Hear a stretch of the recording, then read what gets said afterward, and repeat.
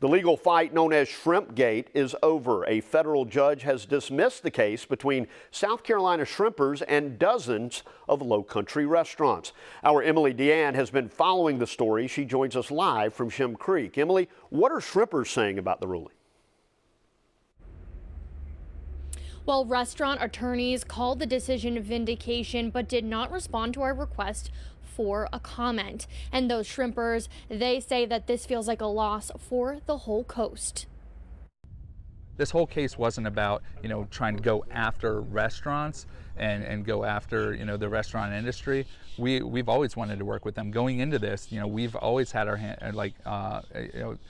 we've reached out. The South Carolina Shrimpers Association sued more than 40 restaurants this summer, accusing them of selling imported shrimp as local. A study found nearly 90% of tested restaurants were mislabeling. But Judge Richard Gergel threw out the case, saying the association didn't have the standing to sue.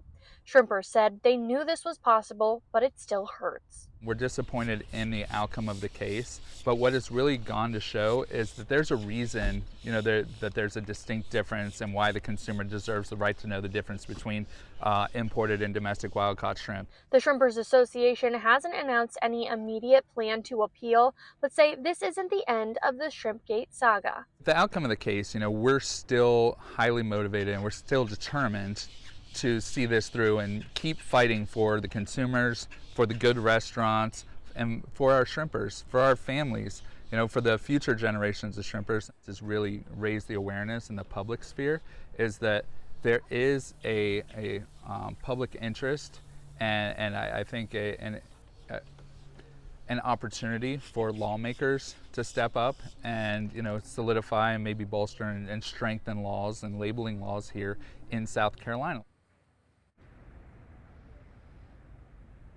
The South Carolina Shrimpers Association has a full verified list of businesses and restaurants that they sell to and supply to. We have that for you on our website at abcnews4.com. Reporting live on Shem Creek, working for you, Emily Deanne, News 4.